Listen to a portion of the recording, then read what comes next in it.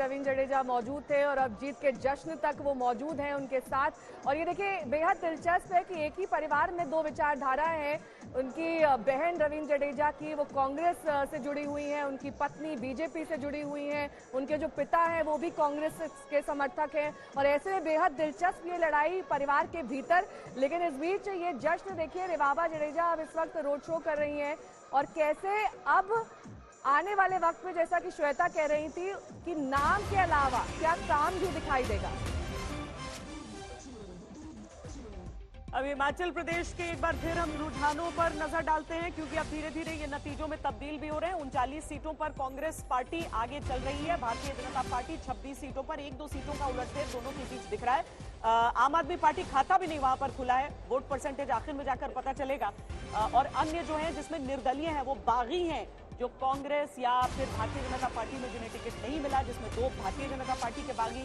हालांकि हम आपको ये भी बता दें कि जिनका सबसे ज्यादा चर्चा हुई थी, वायरल हुआ था वीडियो, वो नहीं जीत पाए हैं अपने चुनाव। वो हालांकि जितना फासला कांग्रेस और बीजेपी के बीच वहां चल रहा है, मुझे लगता है कि उनके वोटों का बहुत बड़ा उस पर प्रभाव हो जाएगा।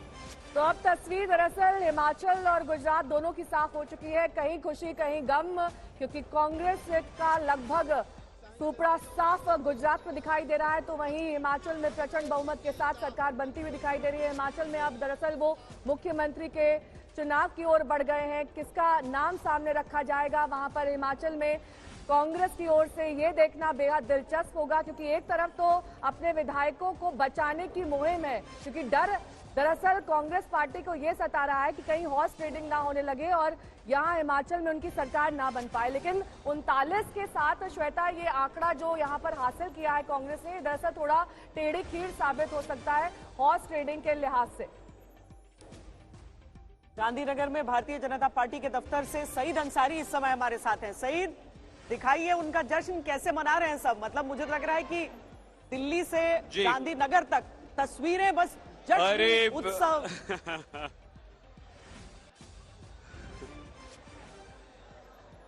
बिल्कुल बिल्कुल ठीक कह रही है श्वेता। अगर हम कुछ भी ना कहें तो लोग देखिए इंतजार कर रहे हैं। ये खूब नाच रहे थे, गा रहे थे, ढोल बज रहे थे, मिठाइयाँ बढ़ रही थी, अंदर खाना चल रहा है, जबरदस्त जोश था, बड़े बड़े स्पीकर लगे हुए हैं। कितना नाचा गया आप तो ये बताइए बस। ये तो जब से रिजल्ट आया नाचा ही जा रहा है। अब खाना खाने के बाद थोड़ा हमने रेस्ट लिया है, लेकिन तब तक फिर बजेगा, फिर नाचेंगे।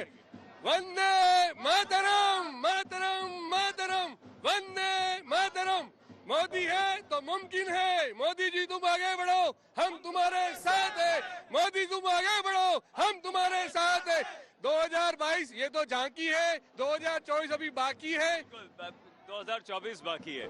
देखिए फिर से ढोल नगाड़े ताशे बज गए। आप युवा हैं, ऐसा लग रहा है आप नेता भी हैं, क्या बीजेपी से जुड़े हुए हैं, चुनाव लड़ना चाहते हैं, क्या आपको लग रहा है कि अब इतनी शानदार लीडरशिप खड़ी हो गई है, नेता खड़े हो गए, सब जीत रहे हैं, कैसे मौका मिलेगा? बेशक भारतीय जनता पार्टी एक निष्पक्ष पार्टी है, उसमें हर एक कार्यकर्ता को उसकी क्षमता के आधार पे आगे बढ़ते हैं। इधर कोई परिवारवाद नहीं है, जैसे सदियों से चलता आ जाता था। इसे कोई परिवारवाद नहीं है। ये पार्टी हर एक कार्यकर्ता के काम को अपने ध्यान में लेके हुए देखिए रंग गुलाल श्वेता देखते रहिए।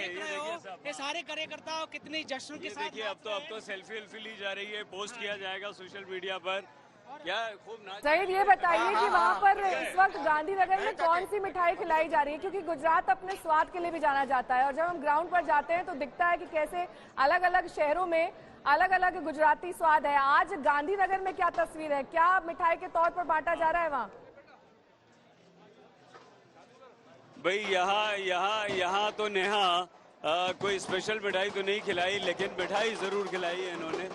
और लड्डू बट गए थे, जो लोग थे वो अपनी तरफ से मिठाई ले आए थे, लेकिन जबरदस्त जोश खरोश बीजेपी के कार्यकर्ताओं में। देखिए पीछे हम आपको दिखा दें जल्दी से, देखिए पीछे जैसे ही ये देखते हैं कि कोई आ रहा है, नाच गाना लगातार चल रहा है, लगातार चल रहा है। ये देखिए, ठीक है, लौटेंगे आपके पास सईद। मेरी सहयोगी अर्पिता आर्या भी दिल्ली बीजेपी दफ्तर से जुड़ी हुई हैं। अर्पिता, आप लगातार जश्न की तस्वीरें दिखा रही थी, लेकिन धीरे धीरे जैसे वो घड़ी नजदीक आ रही है, 6:30 बजे स्वयं प्रधानमंत्री वहां पर पहुंचने वाले हैं, किस तरीके से तैयारियों को और ज्यादा वहां बढ़ाया जा रहा है, क्योंकि अब सुरक्षा घेरा वहां पर और ज्यादा आगे तक आ गया होगा प्रधानमंत्री की सिक्योरिटी के लिहाज से, और साथ ही रात में लाइटिंग और प्रधानमंत्री का संबोधन, इसको लेकर क्या तैयारी? बिल्कुल नेहा, जरा आपने तैयारियों की बात की तो आपको तस्वीरों के माध्यम से दिखाएं। पहले हम यहाँ एक्सेस कर पा रहे थे, लेकिन आप देख रहे हैं कि यहाँ बैरिकेड लगा दिया गया क्योंकि प्रधानमंत्री नरेंद्र मोदी 6:30 जैसा आप बता रहे हैं यहाँ पहुंचने वाले हैं।